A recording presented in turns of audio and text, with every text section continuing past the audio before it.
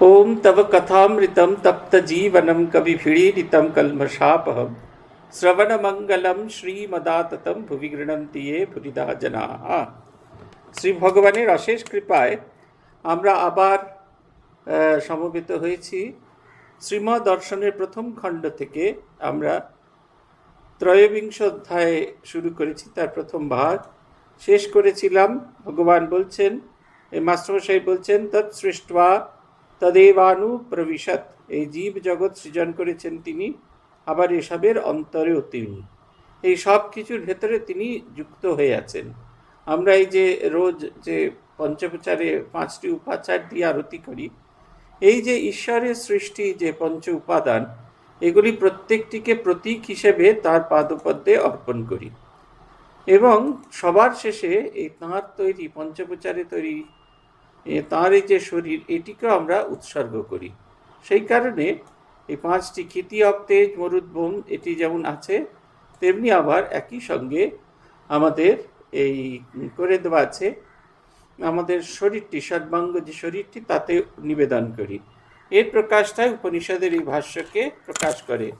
ত্বম দৃष्ट्वा তম সৃष्ट्वा তদেবানু প্রবিশত, প্রত্যেক জীবের ভেতরে তিনি বিরাজ করছেন। যখন জীবের নাশ হয়ে যায় তখন তার ভিতরে নিহিত অন্তরাত্মা সেই পরমাত্মার সঙ্গে বিলীন হয়ে যায়। এইটাই নিয়ম হওয়া উচিত ছিল, কিন্তু আমরা এত কাম, ক্রোধ, লোভ, মোহ, মত, মাৎসর্য নানা রকমের ভূমিকাতে এমন ব্যস্ত হয়ে থাকি যে আমার যে অবস্থায় এসেছিলাম তার গায়ে এত কোটিং পড়ে, ভগবান সেই কোটিং ছাড়াতে ছাড়াতে আমাদের কয়েকটি জন্ম আমাদের লেগে যায়।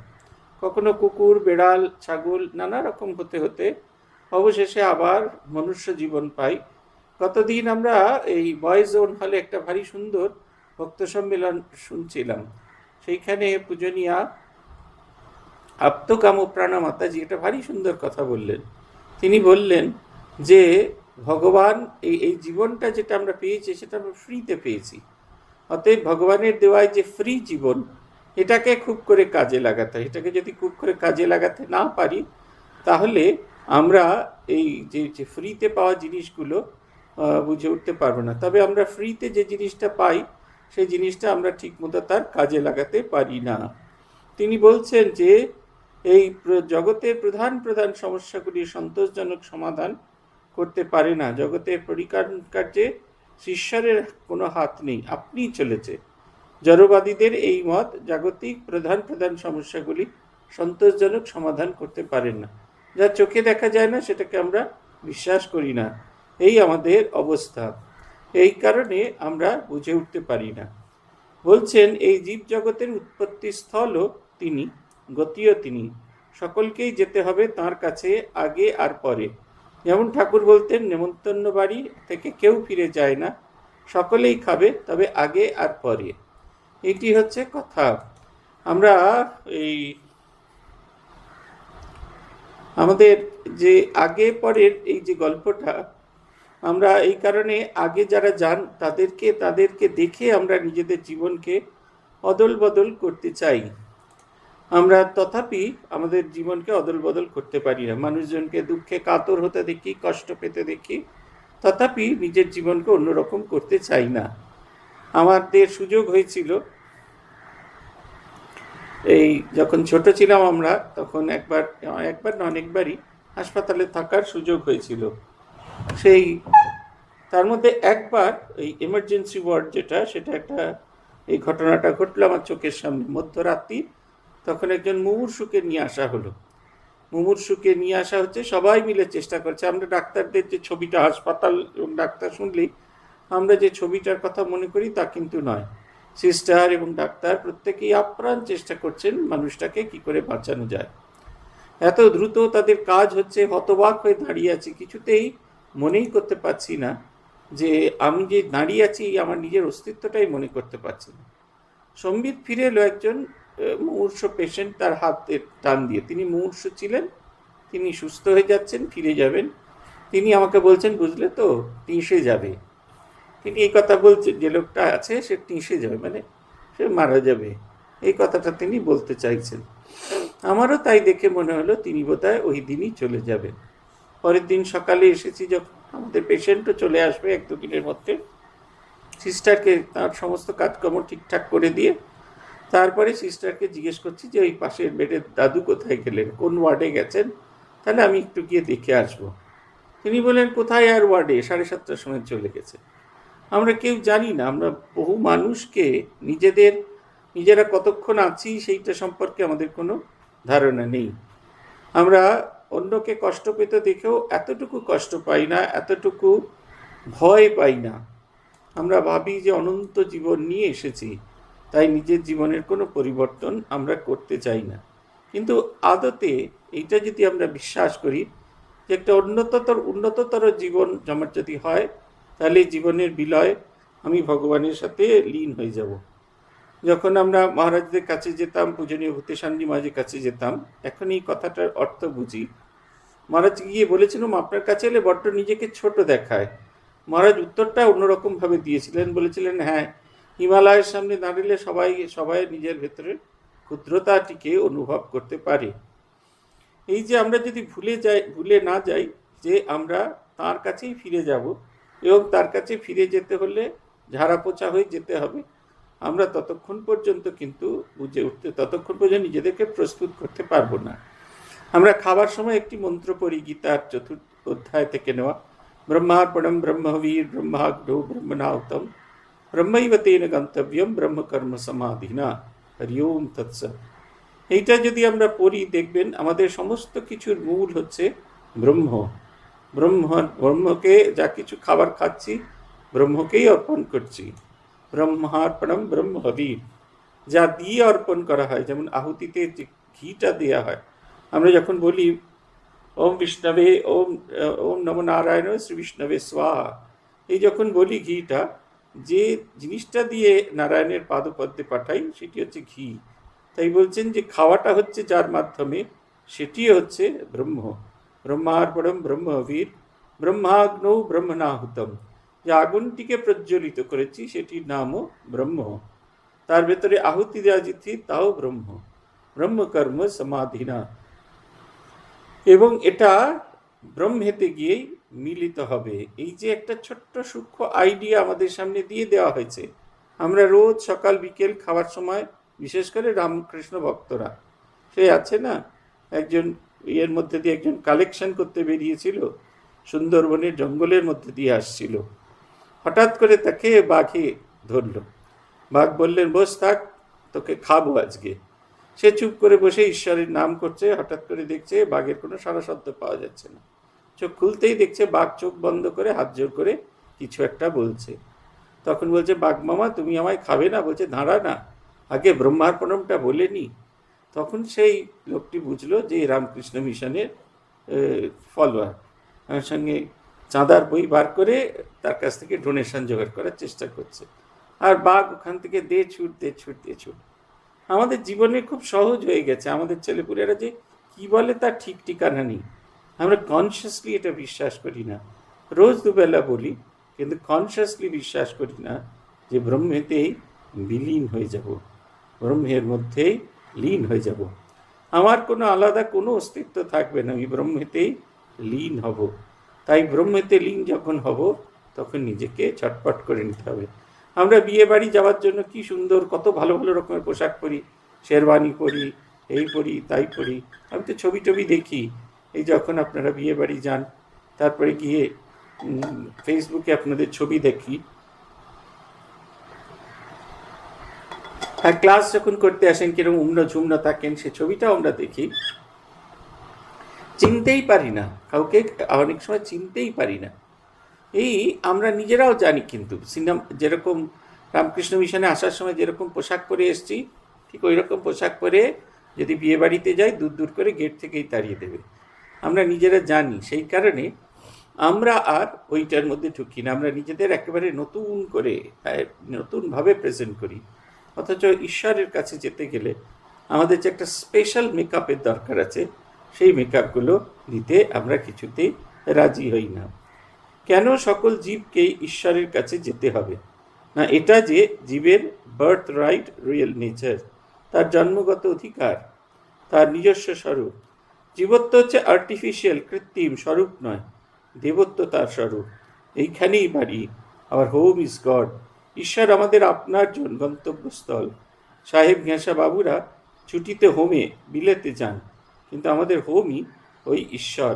সকলেই যাবে একদিন সেখানে। সারা বছর আপনি কলকাতায় ঘানি টেনে মরলেন, আর যখন গরমকাল পড়ল, বিদ্যালয়ের ছুটি হলো, দার্জিলিংয়ে গিয়ে কিছুদিন গিয়ে একটুখানি করে এলেন,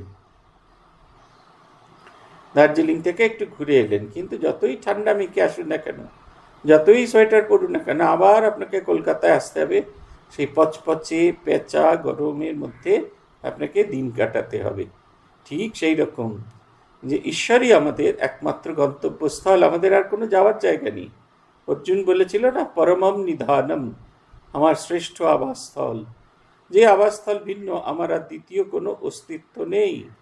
এই বোধটি অর্জুন বুঝেছিল, অথচ আমরা কিছুতেই সেইটি বুঝতে চাই না। তিনি সকলকে জানেন, তাকে সকলে জানে না। তাকে জানলে সব জানা হয়, মানুষ অমর হয়ে যায়, জন্ম মরণ চক্রের বাইরে চলে যায়। বিষয়টি অতি দুরূহ, তাই নানাভাবে বুঝাবার চেষ্টা করছেন। দৃষ্টিটা যাতে অন্তরে আনা যায়, সেই চেষ্টা। বহির্দৃষ্টি সব মানুষ।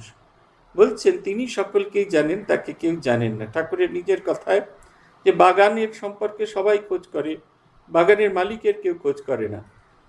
বাগানের মালিকের সঙ্গে আলাপ হলে তিনি সব ঘুরে ঘুরে দেখাতে পারেন।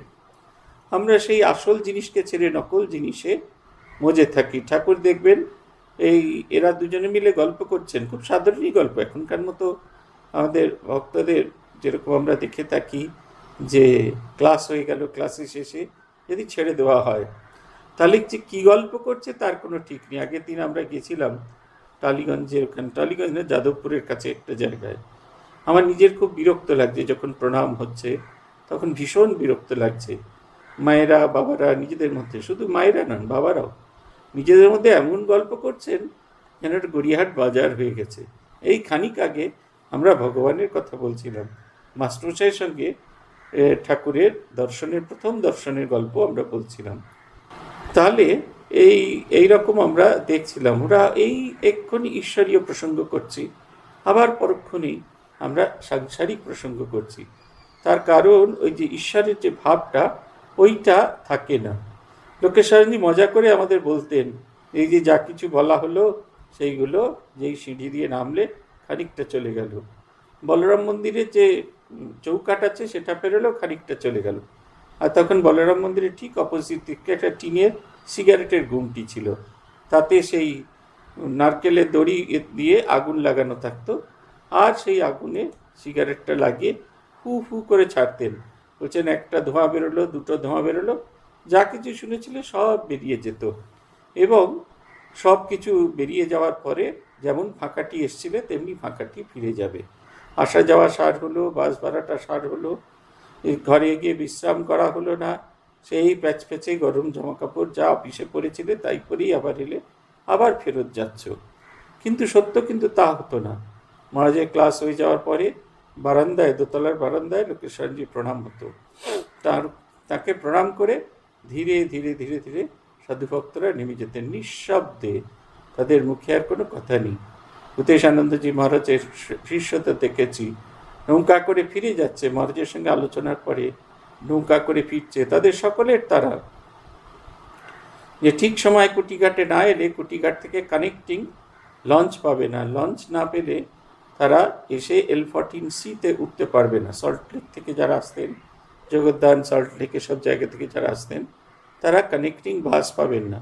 সেটাও তাদের একরকমের চিন্তা। আবার তারা একই সঙ্গে আজকে যা যা হচ্ছে সেই নিয়ে আলোচনা হচ্ছে, লেখা হচ্ছে, কথা হচ্ছে, বলা হচ্ছে, যা শুনেছি সেইগুলি যেন সারসংক্ষেপ গ্রহণ করছি। প্রতি মুহূর্তের চেষ্টা, যে অবস্থায় এসেছি আর মহারাজ যা যা দিলেন সেই সম্পদ ধারণ করে কাল অবধি, পরের বারে আবার তার কাছে আসার আগে অবধি সেই স্মৃতিটাকে জাগরিত করে রাখা। দক্ষিণেশ্বর থেকে আসতে গাড়ির বাইরে মুখ রেখে ঠাকুর সব লোক দেখতেন। একদিন বললেন, সবই দেখছি নিম্ন দৃষ্টি। ফৌজদারি বালাখানার মোড়ে দেখলুম একটি লোক ঊর্ধ্ব দৃষ্টি। অন্তেবাসী, আগে দৃষ্টি অন্তরে আসে কি করে? শ্রীমা বলছেন, সাধু সঙ্গে এটি প্রথম, তারপর অভ্যাস আর প্রার্থনা। সাধুরা ওই চিন্তা করেন কিনা দিনরাত, তাঁদেরকে দেখে নিজেরও করতে ইচ্ছে করে। তিনি ট্রান্সেন্ডেন্ট, তিনি ইম্যানেন্ট, তিনি দেশ ও কালাতীত, মায়াতীত, আবার তিনি মায়াময়। তিনি নির্গুণ বাক্য মনের অতীত, আবার তিনি সগুণ বাক্যমন জীবজগৎ হইয়াছেন। তিনি সাক্ষী, সূত্রাত্মা, অন্তর্যামী, কুটস্থ চেতন। তিনি সাকার, তিনি নিরাকার, তিনি আবার অবতার হয়েছেন, এই 3.5 হাত মানুষ হয়ে এসেছেন। তাহলে বলছেন এই যে নিম্ন দৃষ্টি আমাদের, এটা তো যাবে না, কেমন করে সেটাকে পাবো? বলছেন প্রথম হচ্ছে সাধুসঙ্গ, তারপর অভ্যাস আর প্রার্থনা। অভ্যাস করতে হয় সাধুসঙ্গ। যারা শুধুমাত্র গেরুয়া পরে আছেন তা নয়, যারা ভগবানের কথা ভাবেন, ভগবানের কথা চিন্তা করেন। কালকেই একজনের কথা বলছিলাম এক জায়গায়, সাধুসঙ্গ মানে যে খুঁজে খুঁজে সন্ন্যাসী বার করতে হবে তা নয়। আজকে আমরা যাব সেখানে, এই সারদা আশিস বলে যে দিদিমণি সংঘাতটি চালান, তার 2টি পুত্র, তারা দুজনেই মেন্টালি হ্যান্ডিক্যাপ, এবং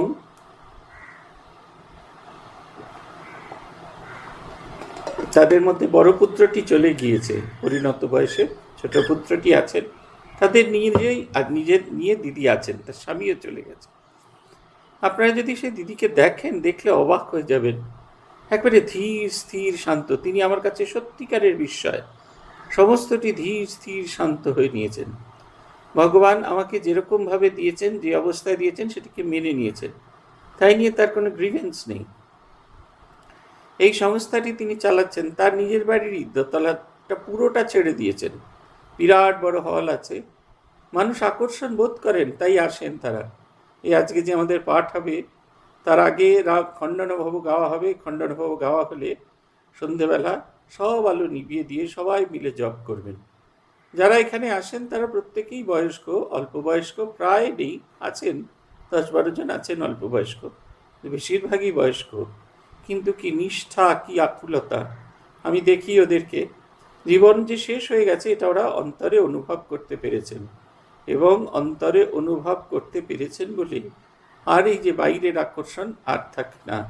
তাদের মধ্যে নিরন্তর চেষ্টা থাকে যে নিজেকে পরিবর্তন করতে। এই যারা আছেন তাদের মধ্যে অনেকেই খুব বড় বড় কাজ করেছেন। কেউ স্কুলের প্রিন্সিপাল থেকেছেন, কেউ স্কুলে পড়িয়েছেন, কেউ স্কুলের হেড টিচার থেকেছেন, কেউ কলেজে পড়িয়েছেন। কিন্তু এরা সবাই বুঝে গেছেন যে এতদিনের যে পরিচয়, এটাকে ছেড়ে এবার ভগবানের দিকে যেতে হবে।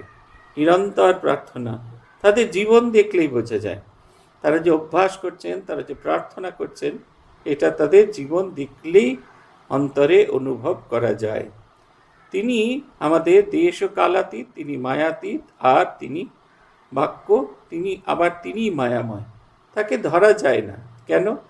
তিনি এই মায়ার রাজ্য ধরে, তাকে ধরা যায় না। ঠাকুর গল্প করছেন যে 3 ডাকাতে একজনকে ধরলো, একজন বলল একে মেরে দাও, দ্বিতীয় জন বলল একে বেঁধে রেখে দাও, তৃতীয় জন বাঁধন খুলে দিল।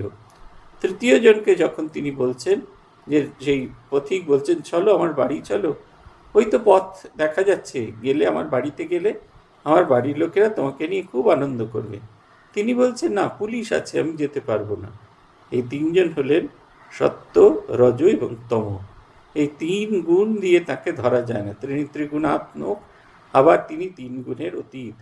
এই সব কিছুর মধ্যে তিনি বিরাজ করছেন, অথচ কোনো কিছুর মধ্যে তিনি বিরাজ করছেন না। গল্প করছেন সাধারণ মানুষের মতো, গল্প করছেন, নরেনের সঙ্গে ঝগড়া করছেন, কেঁদুরি। তিনি বলছেন যে এইরকম ছোট লোকের মতো ঝগড়া করতে তুই আমি বাধ্য করলি। কিন্তু নরেন যেই গাইছেন, তখন তিনি একেবারে এই জগতের বাইরে চলে গেছেন। কবু কমলে নাচো মা, পূর্ণ ব্রহ্ম সনাতনী। আর থাকতে পারছেন না, সোজা হয়ে দাঁড়িয়ে আছেন। ভাবে বিহ্বল, কিছু এমন একটা দেখছেন যে জিনিস দেখে তার আনন্দ মুখ ভরে গেছে, দাঁতগুলো বেরিয়ে এসছে, চোখ বিস্ফারিত। তিনি যেন কোনো কিছুর মধ্যে আর থাকতে পারছেন না। এই দেখুন, ঈশ্বর সব কিছুর মধ্যে আছেন, আবার তাঁর সেই মায়াতীত অবস্থা। তিনি নির্গুণ বাক্য মনের অতীত, আবার তিনি সগুণ বাক্য মন জীব জগৎ হয়ে আছে। যা কিছু, সব কিছুর ভেতরে তিনিই আছেন। তিনি আসলে আমাদের তাঁর প্রকাশ। আমি যদি আয়নায় আমাকে দেখি, তাহলে দেখবো আমাকেই দেখতে পাবো। এই প্রকাশ, আমার প্রকাশ দেখতে পাচ্ছি, রিফ্লেকশন। তেমনি আমরা প্রত্যেকেই ঈশ্বরের প্রকাশ। তাহলে আমরা বুঝতে পারি না কেন? তার কারণ হচ্ছে আমার আয়নাটা ময়লা, সেই কারণে বুঝতে পারি না। এই প্রার্থনা, অভ্যাস এবং সাধুসঙ্গ আমাদের হৃদয়ের ময়লা সরাতে সাহায্য করেন। তিনি সাক্ষী, তিনি সূত্রাত্মা, তিনি অন্তর্যামী কূটস্থ চেতন, তিনি আর অন্তরের কূটস্থ চেতন, যার ফলে আমি সমস্ত কিছু করে ফেলছি। আবার তিনি সূত্রাত্মা, তিনি আমাকে বৃহতের সঙ্গে জুড়ে দিয়েছেন, সূক্ষ্ম স্বরূপ জুড়ে দিয়েছেন। তিনি সব কিছুর ভেতরে আছেন, আবার কোনো কিছুর মধ্যে নেই, নিষ্ক্রিয়, সাক্ষী স্বরূপ। যেরকম পাশের বাড়িতে ঝগড়া হলে আপনার যদি কিছু করার না থাকে, আপনি চুপচাপ বসে বসে দেখেন, সাক্ষী স্বরূপ। আপনি কখনোই নিজেকে সেইখানে ঝগড়ার মধ্যে নিয়ে যান না, নাহলেই আবার লাঠি সোঁটা বার করতে হবে, তাই আপনি চুপটি করে দাঁড়িয়ে থাকেন। এই আপনি যে দাঁড়িয়ে আছেন, এটা সাক্ষী স্বরূপ। যখন মারামারি হয়ে গেল, দু চারটি কাটাকাটি হয়ে গেল, পুলিশ এসে জিজ্ঞাসা করলো আপনাকে, কেন জিজ্ঞেস করলো? কারণ অন্য লোকেরা বলেছিল ওই লোকটা বারান্দায় দাঁড়িয়ে দাঁড়িয়ে দেখছিল। সাক্ষী স্বরূপ আপনি। ঠিক সেরকম সব কিছুর মধ্যে আছেন, অথচ কোনো কিছুর মধ্যে নেই, কোনো কিছু বন্ধনের মধ্যে নেই। অন্তেবাসী বলছেন এই মায়া কজেশন তাঁতে রয়েছে, কিন্তু তিনি এতে এফেক্টেড, বিকৃত বা প্রভাবান্বিত হন না কেন? এর কি হতে পারে? এটা একেবারে ঠিক কথা। সব কিছুই তার মধ্যে আছে, অথচ তাঁকে এটা প্রভাবিত করতে পারেনি, তাই না? আমরা জানি মৃত্যু হবেই, কিন্তু যখন মৃত্যু আসে তখন একবারে ভীষণ রকমভাবে ভেঙে পড়ি, কান্নায় একবারে দিশেহারা অবস্থা হয়ে যায়। শ্রীমা বলছেন, কেন সাপের মুক্ত? সাপের মুখে বিষ আছে, তাতে সাপের কোনো অনিষ্ট হচ্ছে না, কিন্তু অপরের শরীরে প্রবেশ করলে তৎক্ষণাৎ মৃত্যু। ঠিক তেমনি মায়া যে তাঁরই সৃষ্টি, তাঁর শক্তিতে কাজ করছেন, তাই তার শরণাগত হলে এই মায়া থেকে নিষ্কৃতি লাভ হয়, আর অন্য পথ নাই। কি সুন্দর কথাটি! এই জগৎ সংসারে বাঁচবার আর অন্য কোনো পথ নেই। নান্যা পন্থা বিদ্যতে আয়নায়, পালাবার কোনো উপায় নেই। আমরা ভাবছি পালিয়ে যাব, তা কিন্তু হয় না। এখন সকাল 8:30। শ্রীমা বারান্দায় বসিয়া আছেন। ডাক আসিয়াছে, ছোট জিতেন মঠে রাত্রিবাস করিয়াছেন, চিঠি আসিয়াছেন। চিঠি পড়িয়া শ্রীমা অত্যন্ত আনন্দিত হইয়াছেন। শ্রীমা ভক্তদের প্রতি এ করা ও করা, দান ব্রত তীর্থ করা ভালো কাজ বটে, কিন্তু ধর্ম অর্থে বুঝি সাধুসঙ্গ করা। কে কত সাধুসঙ্গ করতে পারে, করে দেখাও, তবে বুঝি ধর্ম। সাধুসঙ্গ না হলে কিছুই হলো না। হাজার ওসব করো। মামলা করতে হলে উকিলের কাছে যেতে হয়, অসুখ সারাতে হলে ডাক্তারের কাছে যেতে হয়, তেমনি ঈশ্বরকে চাইলে সাধুসঙ্গ করতে হয়। জিতেনবাবু মঠের মেম্বার হয়ে গেলেন, আর কি? এই হচ্ছে কথা। সাধুসঙ্গটা প্রয়োজন, কারণ সাধুসঙ্গ করলে ঈশ্বরের প্রতি ভক্তি, ভালোবাসা এগুলো জাগে।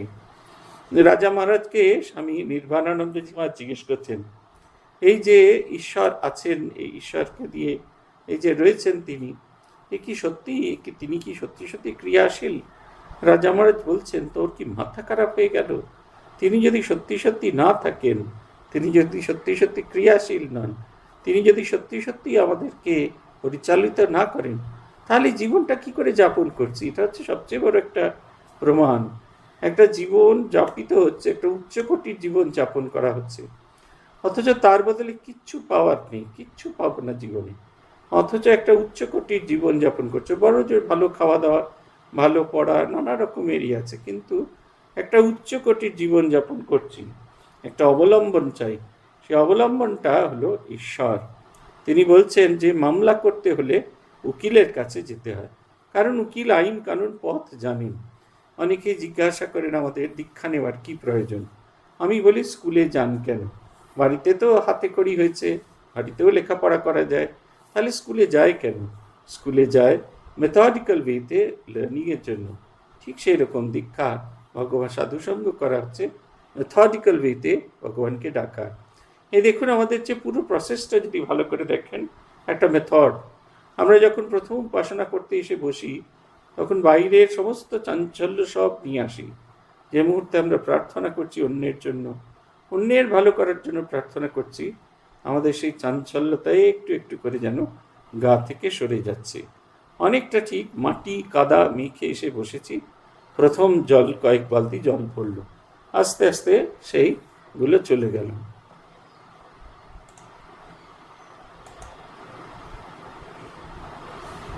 আস্তে আস্তে সেটি সম্পূর্ণভাবে অপসৃত হলো।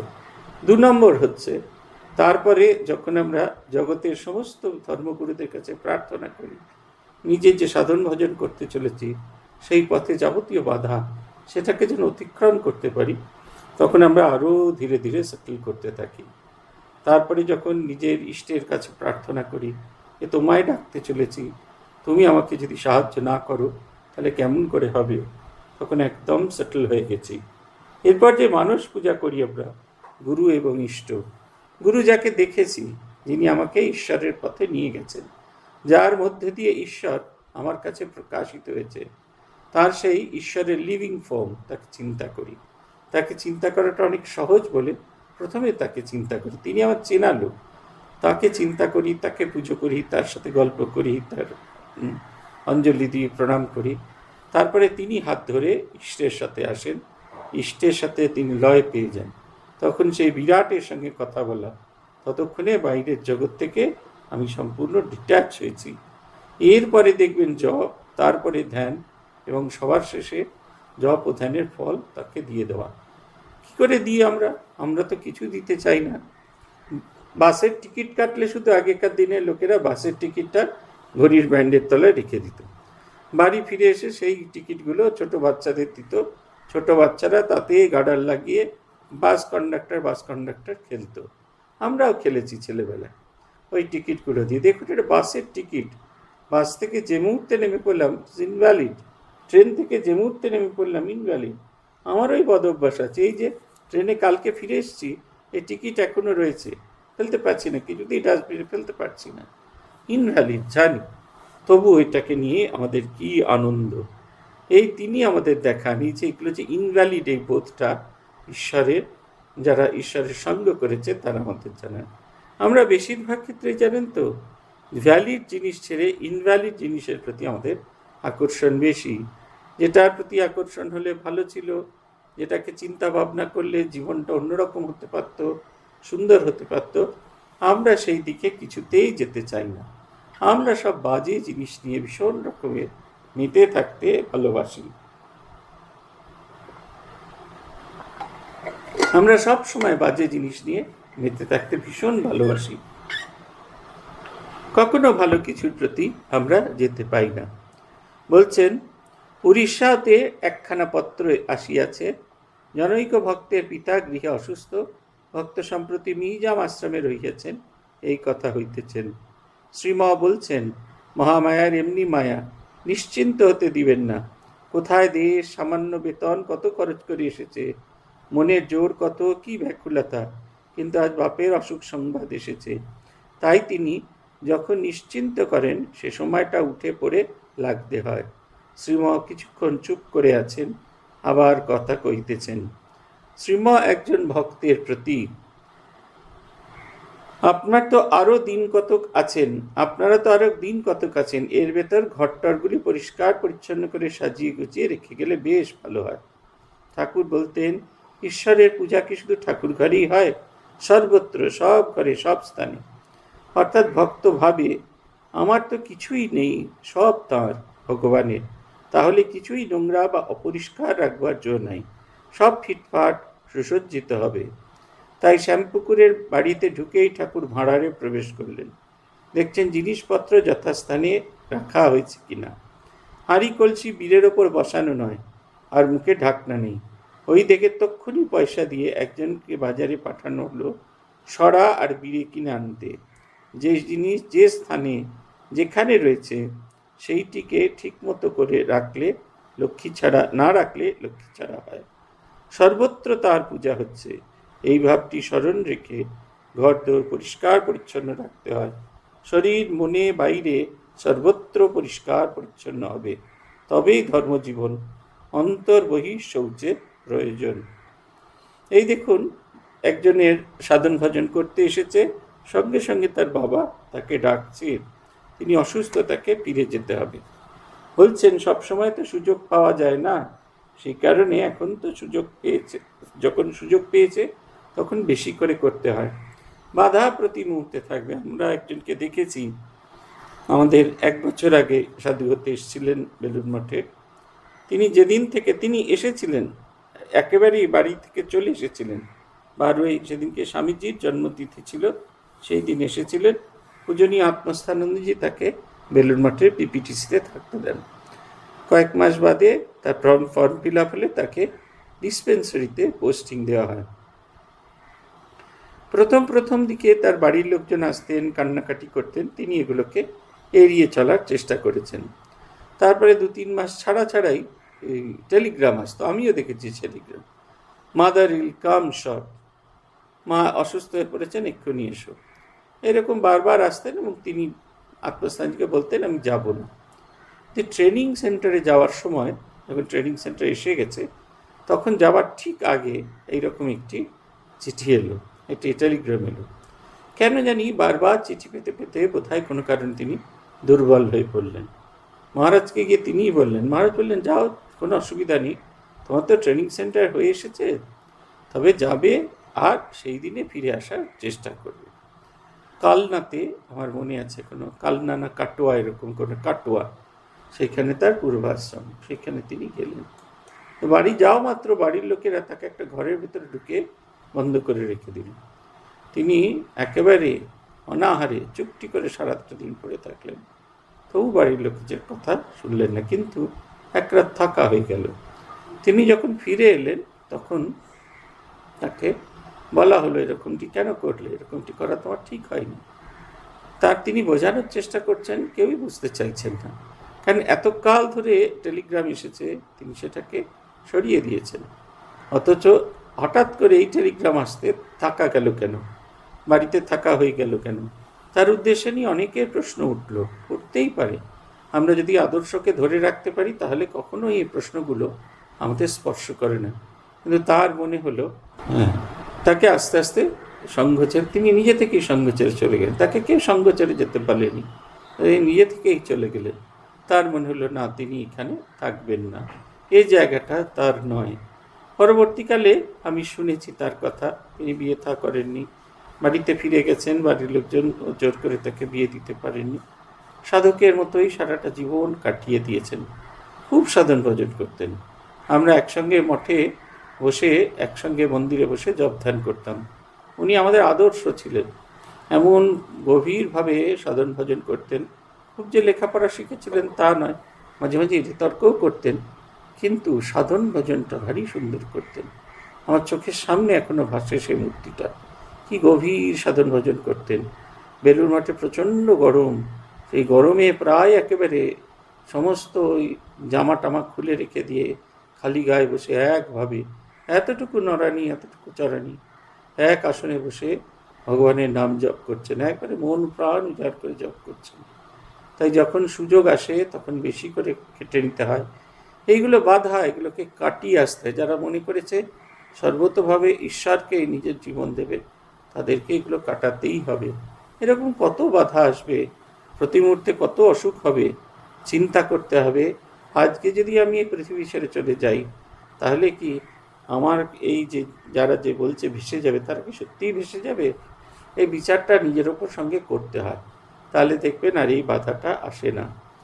তিনি বলছেন যে, ভক্তদের বলছেন ঘর থেকে চলে, কয়েকদিন আরও আছেন, ঘর থেকে যাওয়ার আগে ঘরটাকে পরিষ্কার পরিচ্ছন্ন করতে হবে।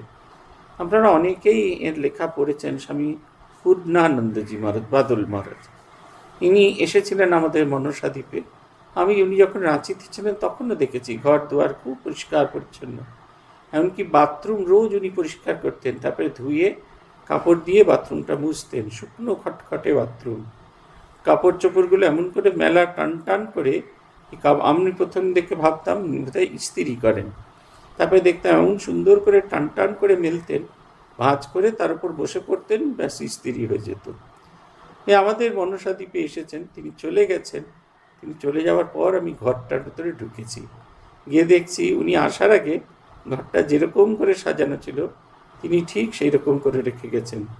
ওপরের বেড কভারটা তুলেছি, দেখছি বেডশিটটা টান টান করে পাতা। একটা মানুষ ব্যবহার করলে যে সামান্যতম দাগ পড়ে, সেটুকুও পড়েনি। কোনো ঘরের কোনো জিনিস টেরামেকা নেই, পাপোশ যেখানে ছিল পাপোশ সেখানে আছে, জল যতটা ভরা ছিল ঠিক ততটাই ভরা আছে, গ্লাসগুলো পরিষ্কার করে ধোয়া, শুধু তাই নয় আবার কাপড় দিয়ে ভালো করে মুছে শুকনো করে দিয়ে গেছে। মহারাজের সঙ্গে যখন দেখা হলো তখন মহারাজকে বললাম, জানেন তো আমার এটা দেখে খুব অবাক লেগেছে। তিনি বললেন, দেখো মঠ আমায়, ঠাকুর আমায় যেমনভাবে দিয়েছেন আমি যেন ঠাকুরকে ঠিক সেইভাবে ফেরত দিই। আমরা যখন জন্মাই এই পৃথিবীতে তিনি আমাদের বিশুদ্ধ হিসেবে এই জগতে পাঠান, অথচ সারাটা জীবন আমরা নানা রকম কাটিয়ে সেই বিশুদ্ধতার শুদ্ধতার গায়ে নানা কিছু কালিমা লাগিয়ে ফেলি। এইটা যদি মুছে দিতে পারি তাহলে তিনি যেমন দিয়েছিলেন ফিরে যাওয়ার সময় যদি তেমনভাবে আর অতিরিক্ত হতে পারে তাহলে জীবনটা সার্থক হয়। আমি সব ক্ষেত্রে চেষ্টা করি নিজেদের জীবনে দৈনিক আচার বিচার সব কিছুর ক্ষেত্রে এই পরিচ্ছন্নতাটা রাখার চেষ্টা করছি। ভারী সুন্দর কথা, সর্বত্র তার পূজা হচ্ছে। এই ভাবটি স্মরণ রেখে গৃহ ঘরদোর সব পরিষ্কার পরিচ্ছন্ন রাখতে হয়। শরীরে মনে বাইরে সর্বত্র পরিষ্কার পরিচ্ছন্ন হবে, তবে ধর্মজীবন। অন্তর বহিঃশৌচের প্রয়োজন আছে। আমরা খুব বেশিরভাগ ক্ষেত্রেই ভেতরের শৌচের কথা ভাবি, আমরা কখনো আমাদের বাইরের শৌচের কথা ভাবি না, বাইরের উন্নত জীবনটার কথা ভাবি না। তাই বলছেন আগে, মোহন বলছে আগে কত রকম লোকের হাতে দিয়ে আমাদের খেতে হয়, তাতে অনেক সময় মন খুঁতখুত করে, তখন কি করা উচিত? মাস্টারমশাই বলছেন অশুচি নোংরা লোকের হাতে দই ভাত খেতে হলে আগে গঙ্গা জল ছিটিয়ে নিতে হয়, শিশিতে করে হাতে করে কিংবা চাদরের কোনো কোণ বিছিয়ে একটু জল নিতে হয়। গঙ্গা জল না পাওয়া গেলে অন্য জল হাতে নিয়ে বিষ্ণু স্মরণ করে ছিটিয়ে নিতে হয়। মোহন বলল, সহাস্যে লোকে বলে বড় ভক্ত হয়েছে, ঠাট্টা করে এরূপ করতে দেখলে। শ্রীমা বলেন উত্তেজিত, লোকের কথায় কি হয়, তা লোক হোক আর লোকেই বা দেখানো কেন, যা খেলে সে কানাকড়িতেই খেলে। গঙ্গা কি কম? ঠাকুর বলতেন গঙ্গা বাড়ি ব্রহ্ম বাড়ি। গঙ্গার কি কম মাহাত্ম?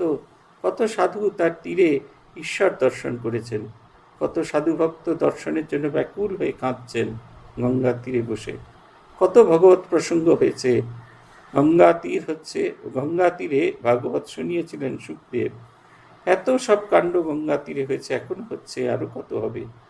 লক্ষ্মণ ঝুলায় একটি সাধু বসে আছেন গঙ্গা তীরে। আমরা জিজ্ঞাসা করলাম, কি করছেন মহারাজ? সাধুটি উত্তর দিলেন, এই গঙ্গা দর্শন করছি আর গঙ্গার বায়ু সেবন করছি। এই বায়ু পেটে গেলে পেট শুদ্ধ হয়, শরীর মন উভয় পবিত্র হয়। এই মাহাত্ম্য গঙ্গার। তাই ঠাকুর বলতেন গঙ্গা বাড়ি ব্রহ্মবাড়ি, বলিতে সাক্ষাৎ ব্রহ্ম।